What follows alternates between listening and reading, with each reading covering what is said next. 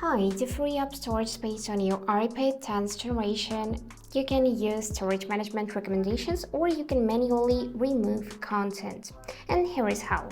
But before you start, it's a good idea to back up your device to iCloud or a computer to save your data before deleting anything. And first, let's open Settings and let's check how much storage we are using. For that, we will need to select General tab on the left side, and here on the right side, go in the iPad storage.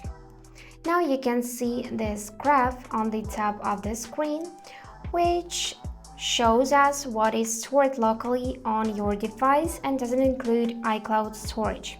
Content is listed by categories like photos, messages, apps, and more. Recommendations are storage management options that are suggested based on what is using the most space. So if you got more than 2, you'll see here this option to show all, and you can simply scroll and check all of the recommendations. If you would like to use recommendations, you can tap this button Enable. And as you can see, I got only one option, Offload Unused Apps. So we can uninstall some apps, but their data will be saved in case you want to reinstall it later. Also notice that some recommendations run automatically in the background like iCloud Photos, which applies all your photos and videos in iCloud. Now we can see this list of apps here categorized by the size, or you can tap on size and switch to name, and now all it would be represented in this alphabetical order, or let's use data like that. And here we can choose an app in which we want to manually delete data. For example, we can select messages, and now you can see these how many space, documents, and data took in this messages app. And also if you shared any photos or videos, you'll see it on this display, and you'll got option to manually delete some photos and videos. Notice that you'll delete photos and videos only in this messages app, not in your gallery, but when you deleting it in the settings, the photos and videos will be permanently deleted, so there would be no going back. And after that, we can also select any app. For example, let's choose GarageBand because it took 1.57 gigabytes, which is a lot.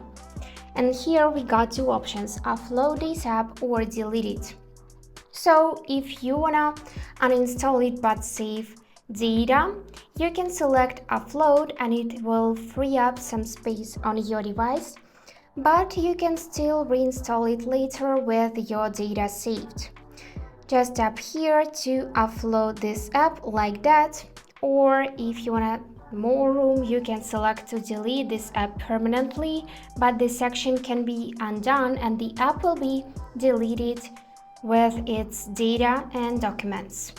So just choose any option. For example, let's upload this app like that, and just give it a few minutes to load, and yep, now the app is uploaded because we can see this option reinstall app, and still we can see this delete app. Let's go back and check something else. For example, iMovie. Let's delete this app. For that, I'm gonna press this red button and confirm that I want to delete this app, and it will free up some space. Yep, we just freed up some space, and now we got plenty space for just updating our device or installing another apps. And that's it for today. If you enjoyed this video, please subscribe, like, and comment, and I wish you all the best. Bye bye.